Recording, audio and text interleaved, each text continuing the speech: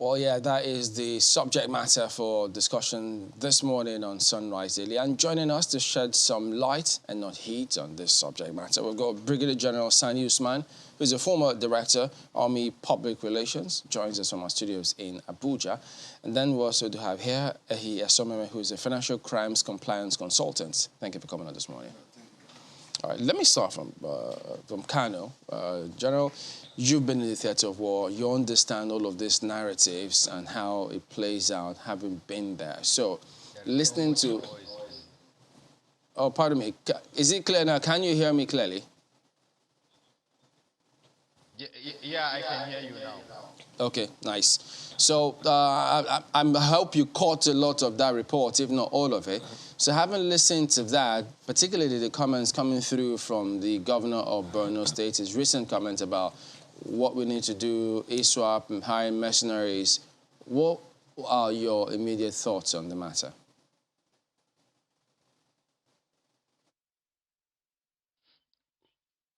I think there is a background report going on. I could barely hear you. Okay, I'm sure the gallery is listening such that they can just correct that and eliminate that completely. How about now, General? Is it any better? Yeah, I'm hearing you now. Okay, did you get the question? You can go ahead and respond if you did. No, I did not get it. Can you repeat it, please? Right. I was saying, listening to Governor Zulum yesterday, which I'm sure you caught a lot of it, and the report we played this morning, I don't know if you caught some parts of it. What are your immediate thoughts on what he said we have to do to prevent ISWAP from giving us a challenge in this country, further challenge? Well, I think coming from him, it gives people cause for worry or concern. But my greatest concern is that such matters, if there are concern, I think he had the benefit of those in charge of, the counter-terrorism and counter-insurgency effort right at his doorstep. And we all know that they are doing marvelously well. More so, the Nigerian Navy has redeployed back to the Lake Chad region, and of course there is renewed synergy of effort. I think the Army also has amphibious presence, and Air Force have been doing marvelously well. And I know that they are even launching new weapons and equipment in that regard. And I believe His Excellency had the benefit of that information. And beyond that, really, it calls for concern, but it's not something to worry about, because I'm so sure that they are doing the best they could. Because right now, even the Chief of Army Staff is there in the theater, and I know they are working around the clock, not just necessarily at Lake Chad region, but the theater as it is. So it is something that is reassuring. But the bottom line is, counter-insurgency and counter-terrorism effort, if you look at it on 100% basis, the kinetic or the military aspect of it is just barely less than even 40%. So who does the 60%? To a large extent, it is on the other parts of the Nigerian society, the whole government as it is.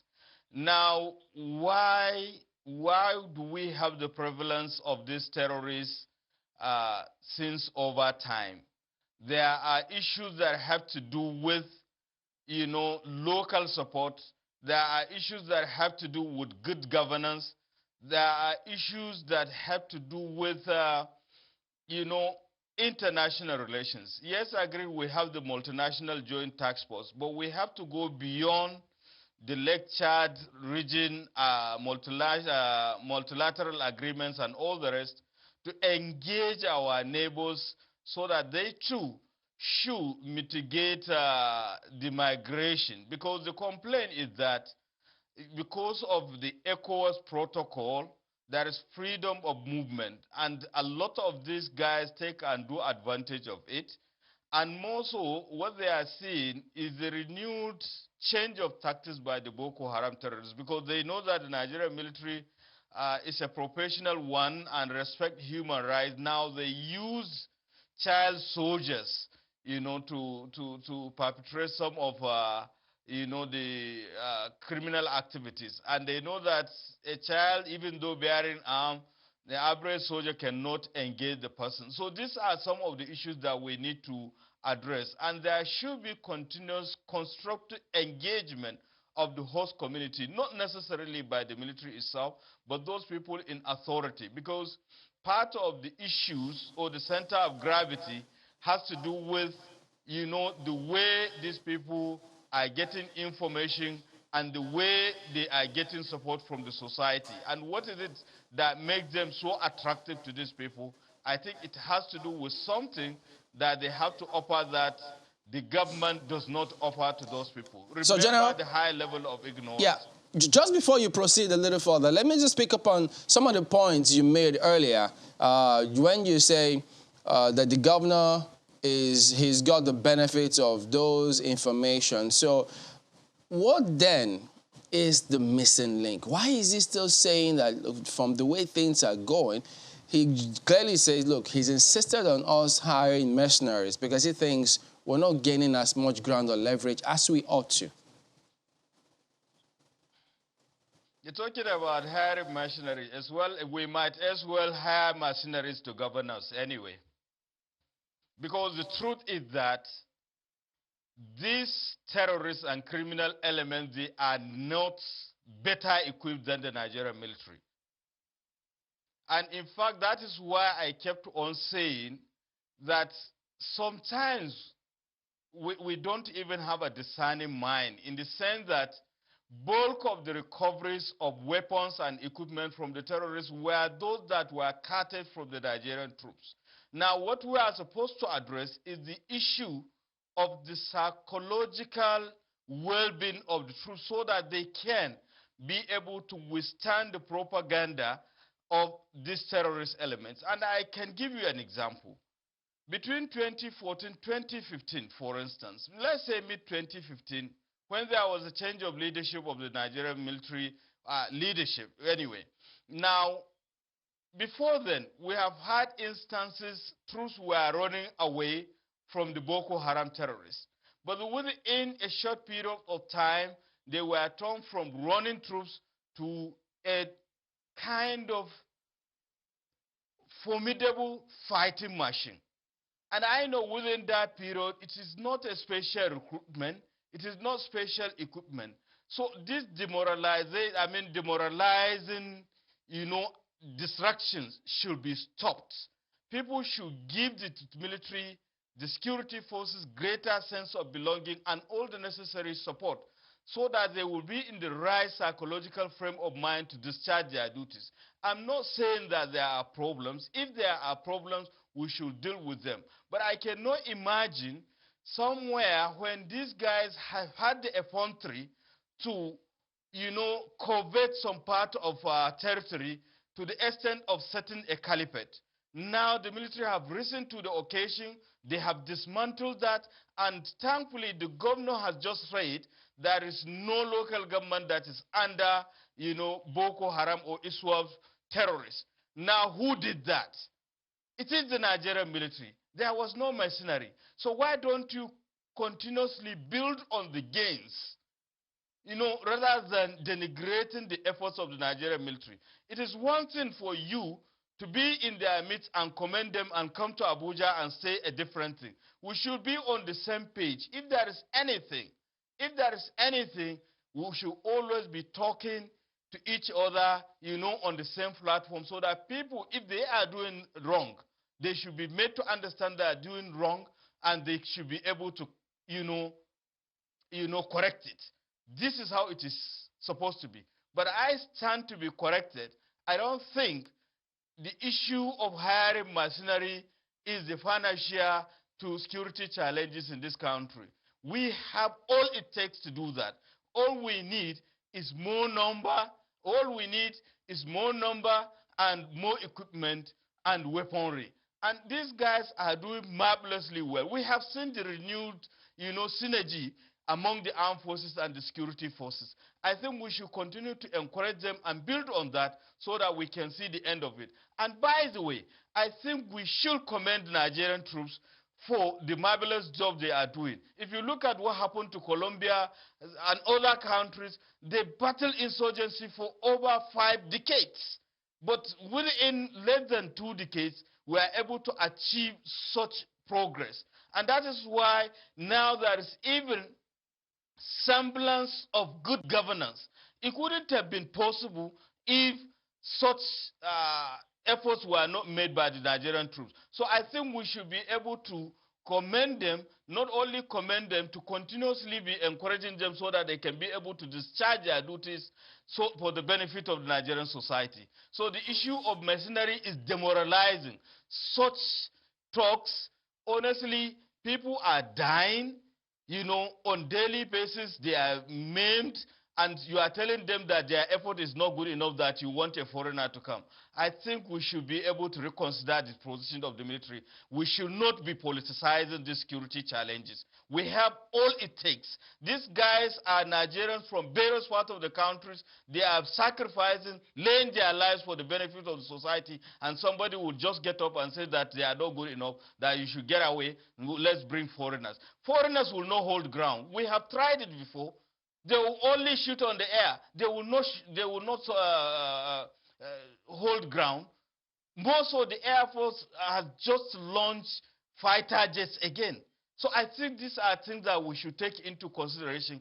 I am not even in position to disclose what the Navy has in Kitty, particularly in the Lake Chad region, going on patrol in the Tumbus and what have you, and the Nigerian Army. And of course, the support of the other security agencies, particularly the intelligence community, the NIA, and the Department of State Services. I think we need a synergy of effort. We should be telling ourselves the home truth, not be playing to the gallery.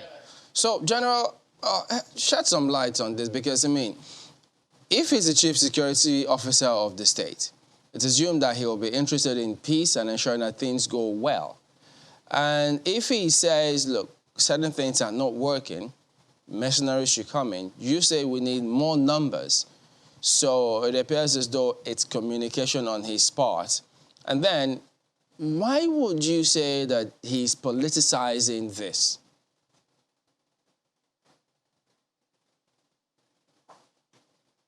Well, possibly you are not getting me right. I'm talking in general terms.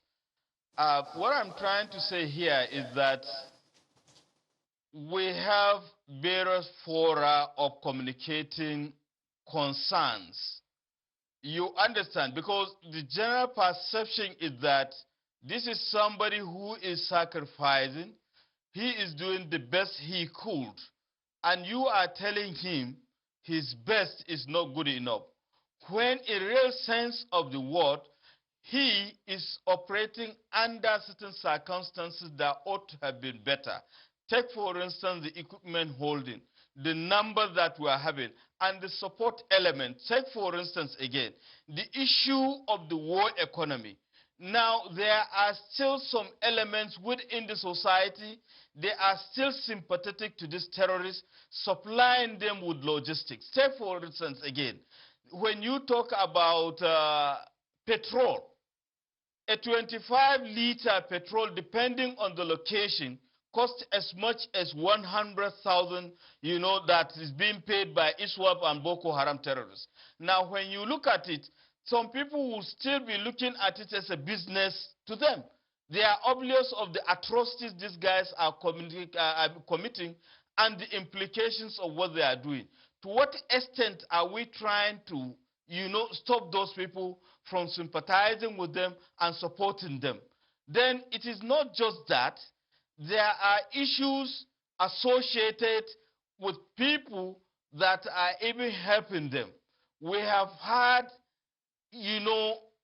materials or foodstuffs meant for internally displaced persons find themselves within the terrorist environment. Who took it there? So I think these are the issues that we have to look at so that we can. And also the issue of intelligence and information gathering. The same group of people that are giving the military and security forces information are the same group of people that are also giving information to the terrorists. What are we doing about that? To what extent are we imbibing, technology in dealing with these issues? There is a limit. The military could only do with what they are given, but they need more support from the government. They need more support from the people, not condemnation. Well, perhaps, General, one might not be too... there'll be some consideration for the position of the governor, given some of the details that he also put out. Some 900,000 houses, according to him, have been destroyed, 5,000 classrooms, 800 public buildings, and on and on and on like that. So when he says that these things need a little more, intervention, perhaps that's the angle from which he is coming. You also talked about the fact that there is need for more collaboration among the forces. Maybe if that were there, perhaps that wouldn't be the issue. But speak to this other issue. There's a nexus between the comments of the governor and the comments of the Minister of Information and Culture when he talked about the fact that terrorism financiers have been revealed from reports coming from NFIU and a number of other institutions like that. 96 financiers identified, 424 collaborators, 126 in all companies have also been, identified. So the question around this would be, did we have that intelligence? Can we say that the military, the armed forces, had that information? Because perhaps if that had been there, if that information had been known to the authorities, the financing terrorism would have been nipped in the bud a long time ago. You are quite right, but you are talking about two things at the same time. I had made mention of the fact that the military and the security forces make use of what is available to them. If you have this information, if you have this intelligence, you pass it to the people that were supposed to take action on that intelligence, possibly to carry out raids, possibly to even decimate the terrorists. Take, for instance, what happened about 2 days ago with the ISIS leader. The Americans got information about his whereabouts. What did they do? They deployed, even though he killed himself before they got to him, but is one down already. So what is the essence of having information if you have not passed it to the actionable institutions or person to act on it? Yes, it's a good thing that we have identified these financiers.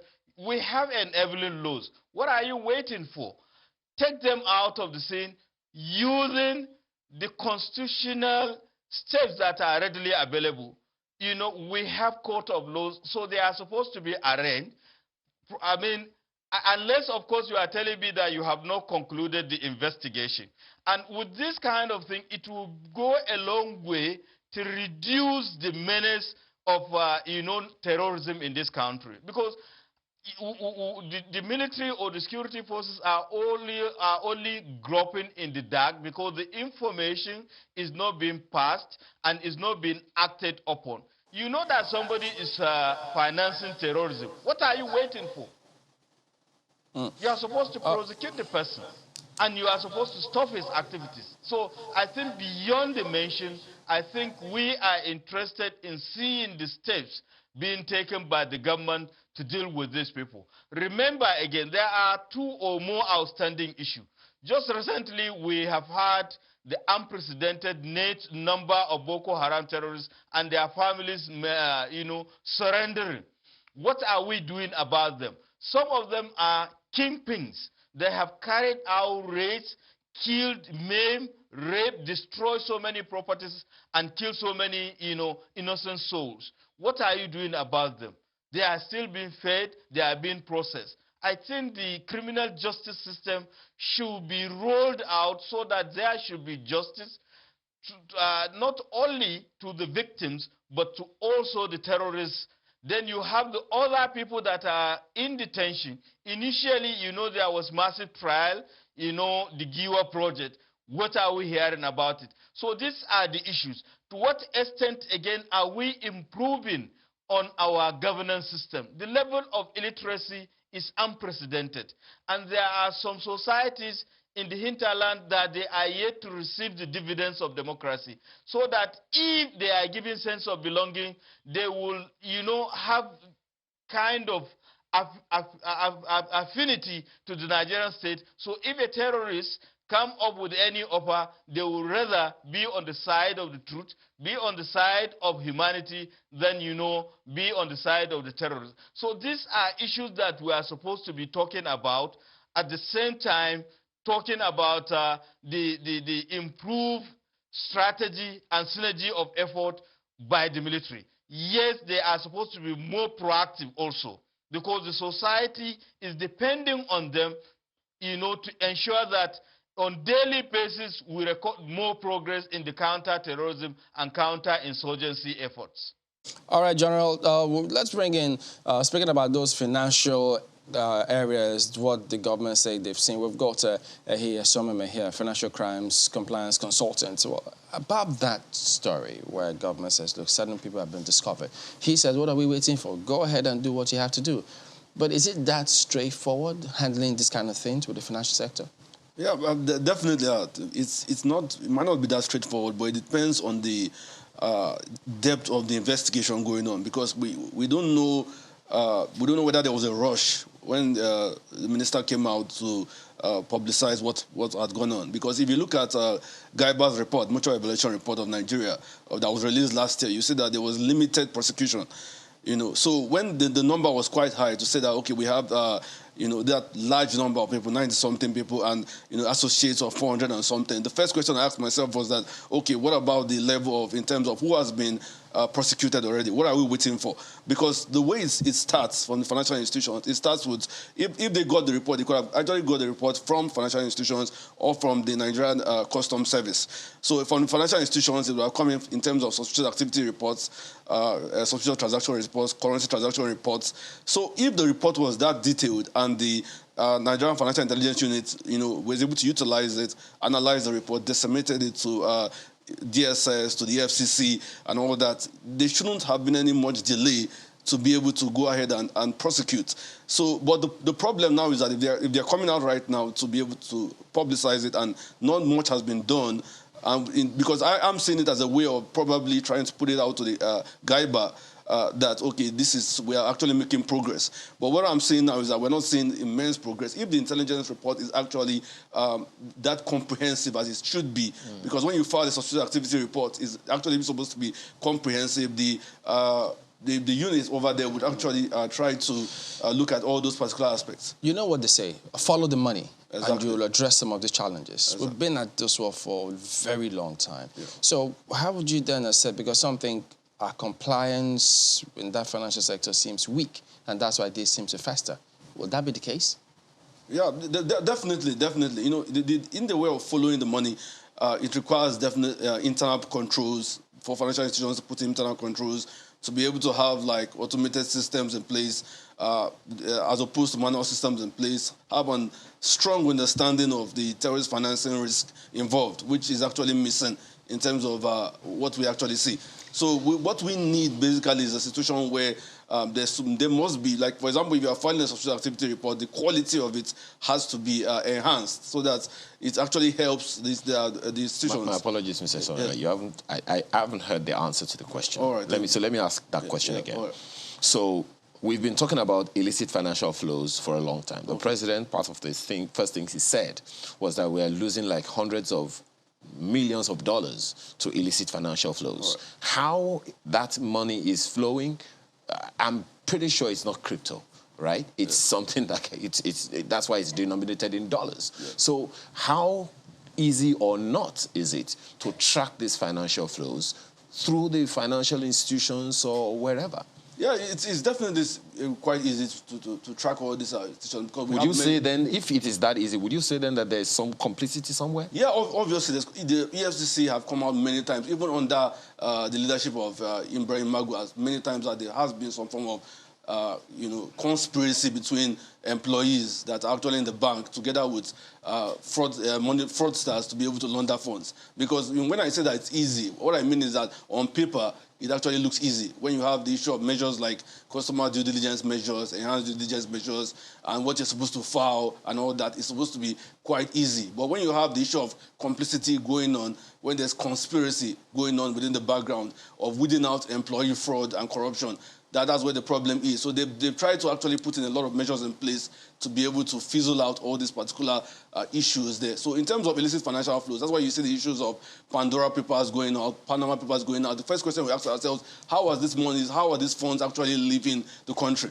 Because when you have a situation where when you're supposed to file, according to Section 2 of the Money Laundering Prohibition Act 2011 as amended 2012, you're meant to file your currency transaction report if it's more than $10,000 US. So you're like, how is actually 1 billion leaving just like that? It just goes out of the country because there's actually complicity. There's a lot of influence from the politically exposed persons which are there to be able to work hand in hand. Because when the big money is there, they actually don't do what they're expected to do. Okay. And the CBN are supposed to do the needful. We'll talk a little more. We'll shed a lot more light hopefully on this matter in just a moment. Don't go away.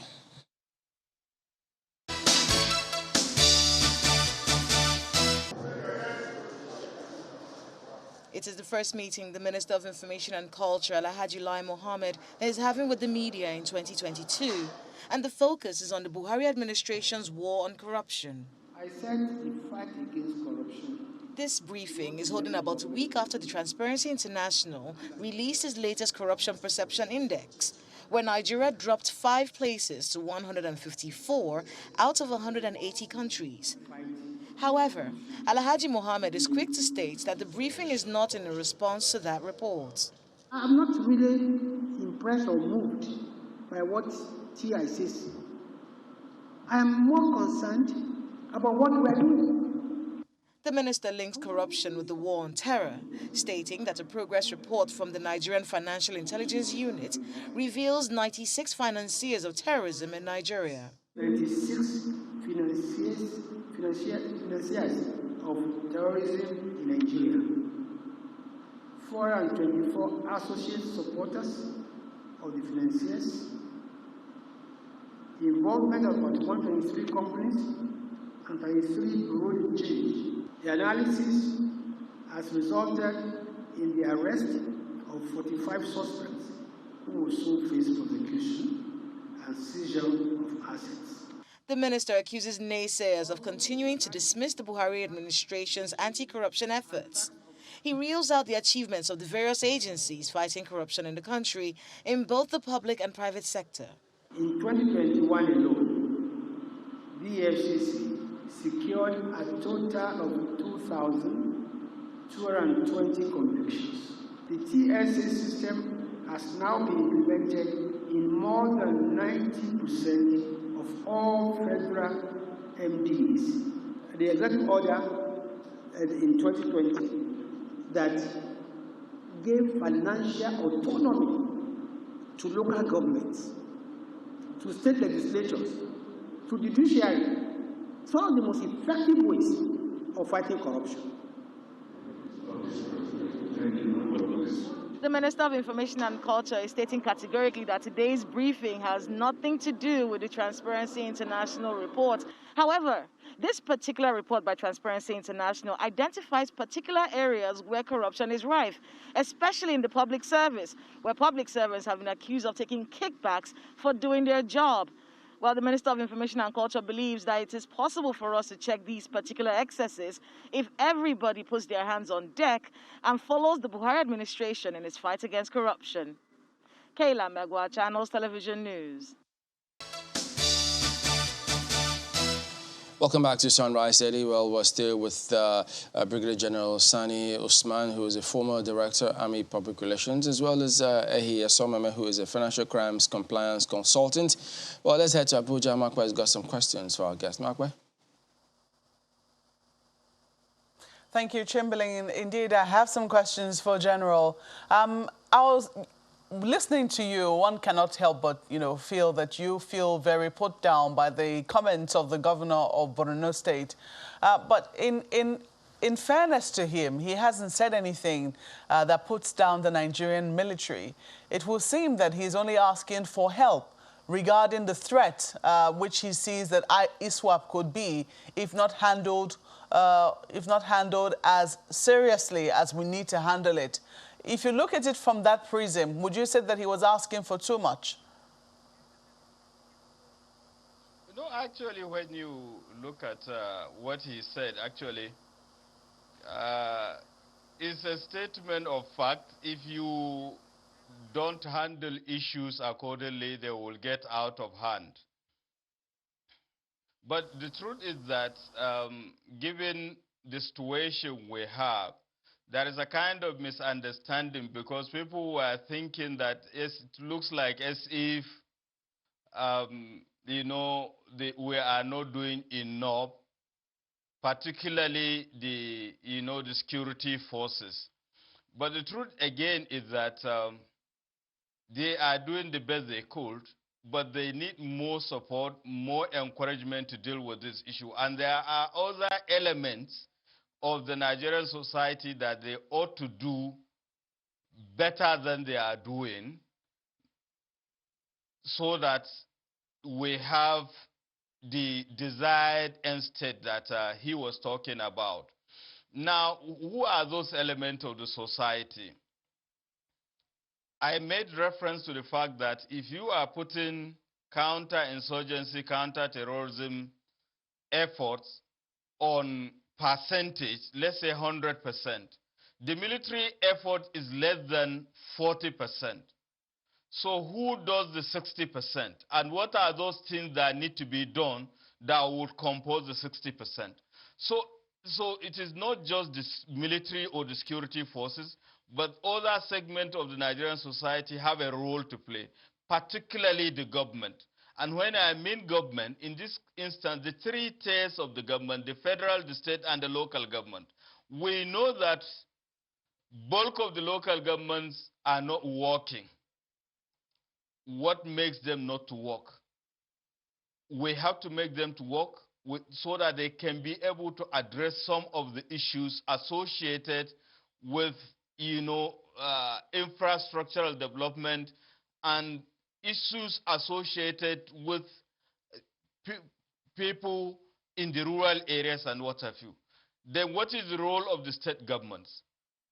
What is the role of the federal government? Yes, the federal government has so much to do, one of which, yes, the deployment of the military and security forces, but we also need to have more coordination.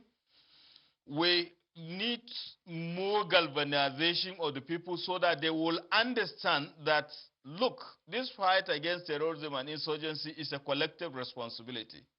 Then locally at the state level, so let's scrutinize a bit more. The 40% which you say, or the about less than 40% which you say is the military component of the fight against terrorism. Some people will say, I mean, you have also admitted 40%. That the military is overstretched. The military has many battles on its hands, it will seem. It's been invited into internal conflicts which it ought not to have been invited into in the first instance. And when the governor was speaking, he did mention that a number of other powerful countries also solicit the help of mercenaries. So it does mean that there is a place for mercenaries. I imagine that it would be very difficult for someone who is in the Nigerian military or was a member of the Nigerian military to come and say that we will need mercenaries to come and fight for us.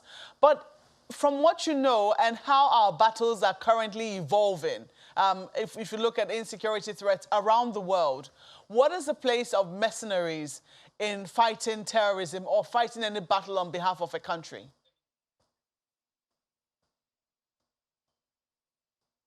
Well, I think I addressed that issue much earlier on, in which I was unequivocal, even though you already read my mind that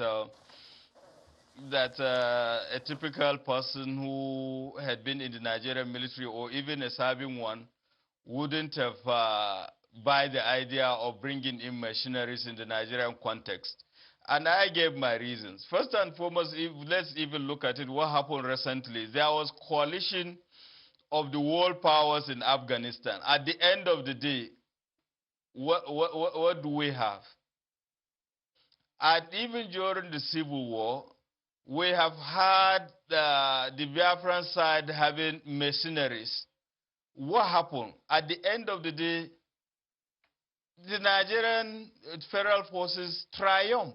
So what I'm trying to say is that we should have more trust, we should have more confidence in the ability of Nigerians to solve our own problem without involving mercenaries.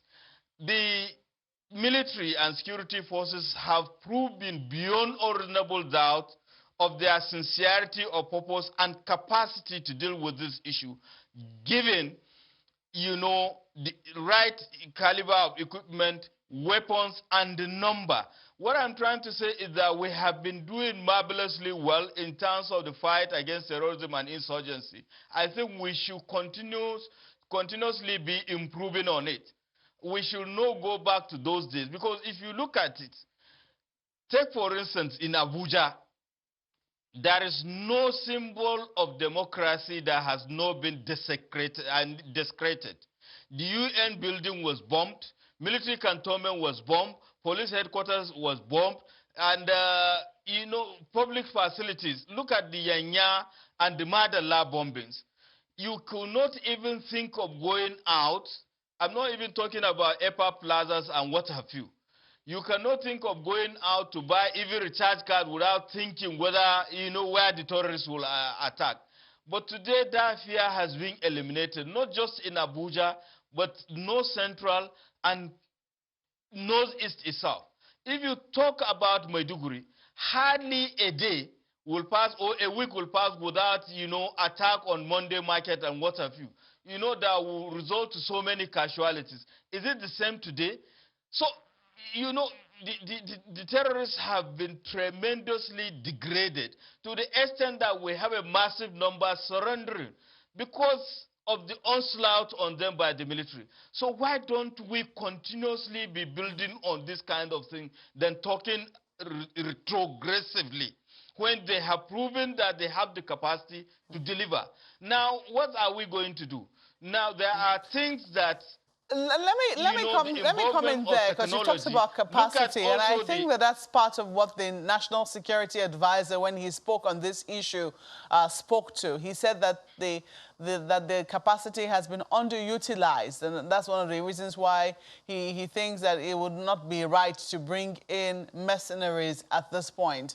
But have we been able to sufficiently assess the new threat? ISWAP is not necessarily a new threat, but they're an advanced threat over what Boko Haram used to present. And if the governor is expressing fears over the sophistication of this particular new group, have we been able to do, how will I put it now, an unbiased and an objective assessment of this new threat to know whether what we currently have on the ground can face it sufficiently and successfully? That's what I'm asking. You are quite right about unbiased assessment. We should be able to do it, but even without prejudice to that assessment, we all know that we have made tremendous progress in the counter-insurgency and counter-terrorism effort. All we need to do is to keep on improving and perfecting our ways. More so, these people, because of affiliation, they tend to change their tactics. But thankfully, where they are drawing strength, they are equally being deflated. I have made reference to what happened in Syria just recently. The ISIS leader has been taken out, and I believe efforts are ongoing to also deflate their ranks in that way. And given what we are doing in this country, I believe we can be able to deal with the issue. However, I made reference to the fact that, yes, we have multinational joint task force. Yes, we have our military doing the best they could. But we should continuously be having constructive engagement with our neighbors to mitigate the migration of these foreign fighters, proliferation of small and medium arms, and at the same time to psychologically ginger our troops so that they can understand they have the capacity and capability to deal with these terrorists, as it were. Look, let them be more daring than it was. I mean, than what's is happening. You don't have to wait. You should go hunting for them.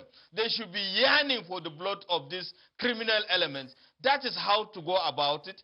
And with that, and with the support of the Nigerian people, particularly the media, putting it in a way that, look, once you do good, you will be applauded. If there are issues, there are ways to also go about it, change the situation. Take, for instance, now you engage the various commanders. Look, Chief of Army Staff, what is the problem that is associated with the counter-insurgency effort? Or Chief of Defense Staff, or Chief of Air Staff, or Chief of Naval Staff, or Theater Commander, please, what are the problems? Look, Brigade Commander or Sector Commander, what is the problem? And going down the ladder, you will ask the various, maybe Brigade Commanders and battalion commanders, what are the problems?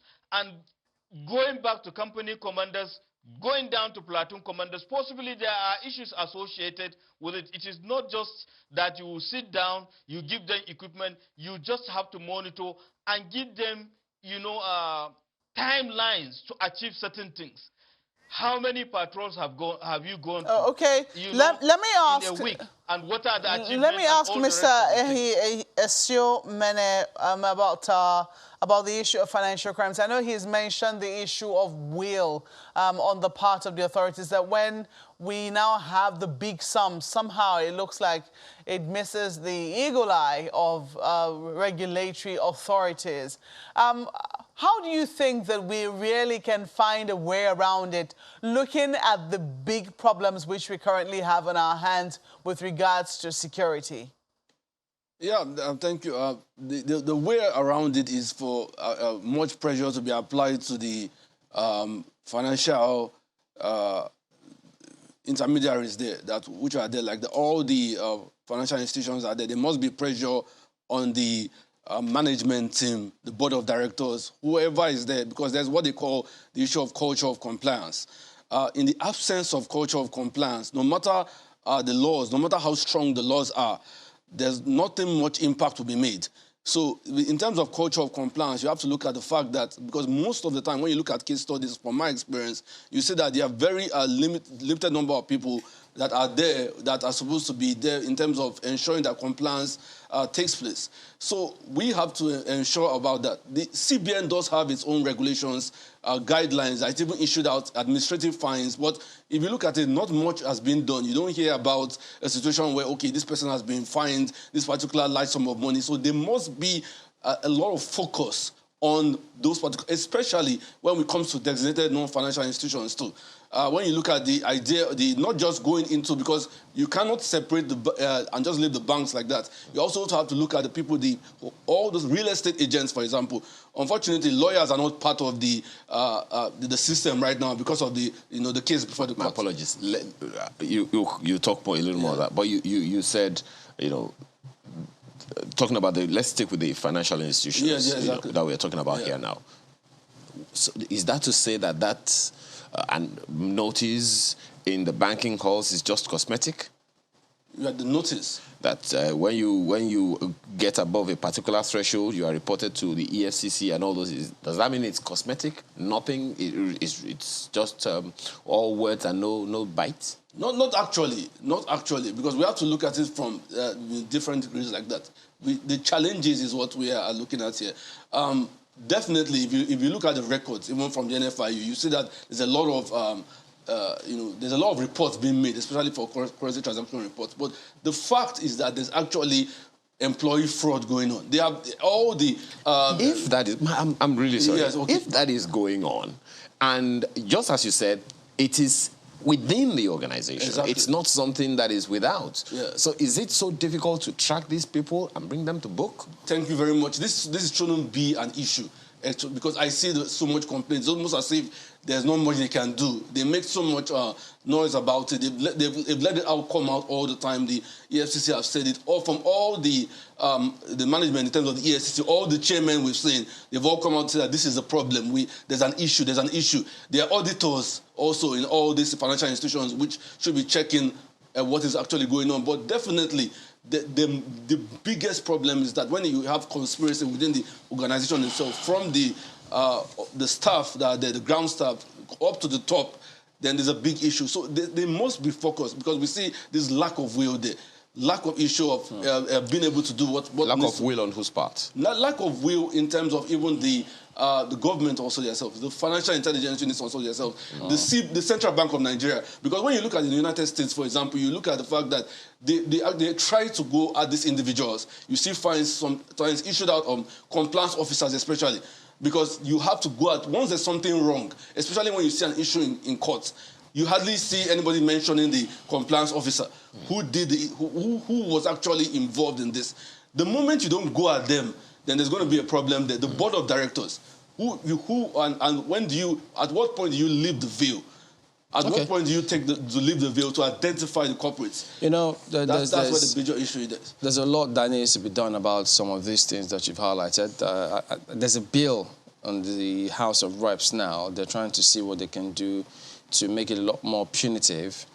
Any bank official who is involved in any of these kind of things, because there really is a lot. There are people who, once you go in there and open an account, then boy, you know, scammers are calling your numbers. So these kind of things are happening, and it really needs to be visited. But I guess that will be something we'll do at a later date, and perhaps also wait and see how the country proceeds with this terrorism financing, those names, those companies, and those findings that the government has made. But we'll have to anchor at this point for this particular segment. We'll have to thank Ahi Esomeme, Financial Crimes Compliance Consultant, as well as Brigadier General Sani Usman, former Director, Army Public Relations. Gentlemen, thank you very much indeed for your perspectives this morning.